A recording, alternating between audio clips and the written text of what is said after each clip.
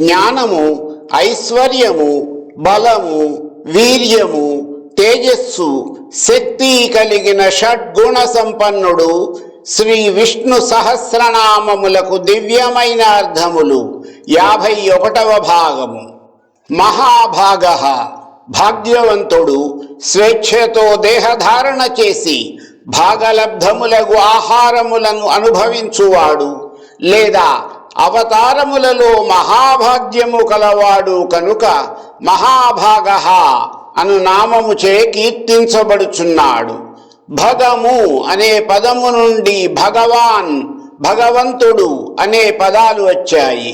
జ్ఞానం, ఐశ్వర్యం, బలం, వీర్యం, తేజస్సు, శక్తి అనే ఆరింటిని షడ్గుణాలు లేదా భగము అని వ్యవహరిస్తారు. వీటిని సంపూర్ణంగా కలిగి ఉన్న చైతన్య స్వరూపమే భగవంతుడు. ఈ 6 గుణములు కూడా ఆయన నిరంతరం అభివ్యక్తీకరించే సహజ లక్షణాలు.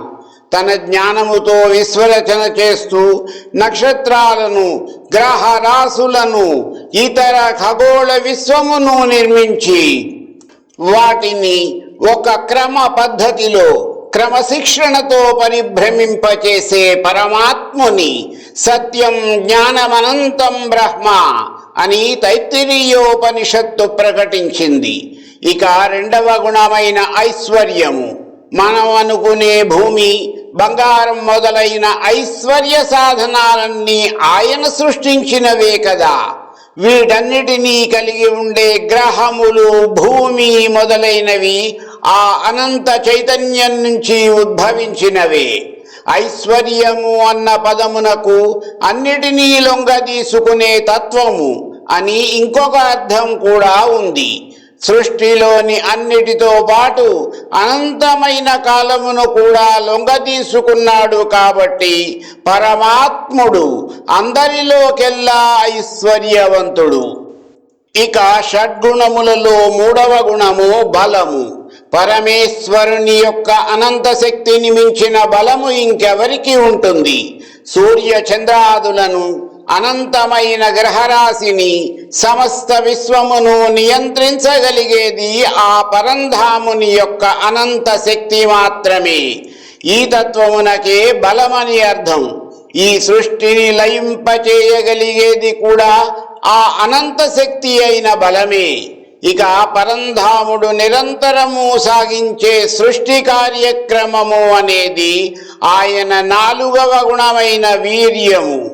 ఈ సమస్త విశ్వమును సృష్టించే వీర్యము భగవంతుని యొక్క పునః సృష్టి అనంతమైన నిరంతరమైన ప్రక్రియ కనుక ఆ గుణమే ఆయనకు వీర్యము అనే గుణమై అలరారుతున్నది.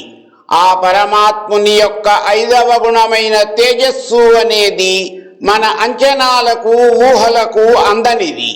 అందుకు ఉదాహరణ ప్రత్యక్ష నారాయణుడైన సూర్య భగవానుని యొక్క ప్రకాశము ఎంతో సౌమ్యంగా ఉంటుంది. మధ్యాహ్నం ఆయన తేజస్సును వీక్షించడము మన తరము కాదు. అత్యంత తేజోవంతములైన సూర్యచంద్రులు, నక్షత్రములు మొదలైనవి ఈ విశ్వములో అత్యంత అల్పములు మరియు స్వల్పకాలికమైనవి. అటువంటప్పుడు భగవంతుని యొక్క తేజోరూపము మనము ఊహించలేనంత అనంతమైనది. ఇక షడ్గుణములలో 6వ గుణమైన శక్తి అనేది ఆ పరంధాముని యొక్క మాయారూపమునకు సంబంధించినది. అనంతమైన సృష్టి, స్థితి, లయలను నిర్వహించగలిగే సామర్థ్యమే ఈ శక్తి. ఇది కూడా పరంధాముని నుండి నిరంతరాయముగా ప్రసరిస్తూనే ఉంటాయి కాబట్టి శక్తి అనేది పరమేశ్వరుని యొక్క తత్వమై ప్రకాశిస్తున్నది. ఈ విధముగా భగము అనే 6 గుణాల మహోన్నత స్వరూపుడే విశ్వేశ్వరుడు. అటువంటి షడ్గుణ సంపన్నుడైన పరంధాముని శ్రీ విష్ణు సహస్రనామ స్తోత్రము మహాభాగ అన్న నామముతో కీర్తించింది. వేగవాన్ మనసోజవీయ అన్న శృతివాక్యముననుసరించి మహావేగము కలవాడు, తన వాహనమైన గరుత్మంతునిపై అధిరోహించి అత్యంత వేగముగా ప్రయాణించువాడు, రక్షించమని ప్రార్థించే గజేంద్రుడు మొదలైన తన భక్తుల వద్దకు అతి వేగముగా చేరుకొని వారలను రక్షించువాడు, తన స్వచ్ఛంద గమనంలో నిరాటంకంగా ప్రయాణించువాడైన పరంధాముని శ్రీ విష్ణు సహస్రనామ స్తోత్రము వేగవాన్ అన్న నామముతో కీర్తించింది. అమితాశనః అపరిమితమైన ఆకలి కలవాడు, అమితముగా భుజించువాడు పరమేశ్వరుడు. అమితముగా భుజించడమేమిటి అన్న సందేహము మనకు కలుగవచ్చును. కల్పాంత ప్రళయ కాలములో సమస్త జీవరాశులను, అనంతమైన ఈ సమస్త విశ్వమును లయము చేసుకొనుట అనే ప్రక్రియ ద్వారా భక్షించి తన ఉదరంలో భద్రపరచే భగవంతుని శ్రీ విష్ణు సహస్రనామ స్తోత్రము అమితాశనః అన్న నామముచే స్తుతించింది. ఉద్భవః ఈ సమస్త ప్రపంచ సృష్టికి ఉపాదానమైన వాడు, ఈ సంసారము నుండి విడివడిన వాడు పరంధాముడు. ఈ ప్రపంచము ప్రసవించే ప్రాణికోటిలో అత్యంత ప్రకృష్టమైనది ఈశ్వరతత్వము. అందరిలాంటి ప్రాణి కాక ప్రాణములకు ప్రాణప్రాయుడైన పరమేశ్వరుడు సామాన్య భవుడు. కానీ జగన్నాథుని శ్రీ విష్ణు సహస్రనామ స్తోత్రము ఉద్భవః అన్న నామముచే కీర్తించింది.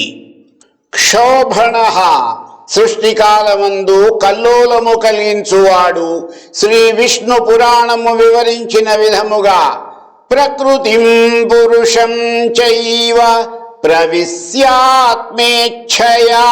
హరి క్షోభయా మానసం ప్రాప్తే సర్గకాలే వ్యయావ్యయౌ. అనగా సృష్టికాలమందు ప్రకృతిని పురుషునిలో ప్రవేశించి క్షోభ కలిగించువాడు, తన పుట్టుకతో ఎంతో మంది దుష్టుల యొక్క మనసును క్షోభింపజేయువాడు. ఎందుకంటే దుష్ట శిక్షణకే అవతరించువాడైన శ్రీ మహావిష్ణువును శ్రీ విష్ణు సహస్రనామ స్తోత్రము క్షోభణః అన్న నామముచే కీర్తించింది. మరికొన్ని నామములకు అర్థములు నా తదుపరి వీడియోలో.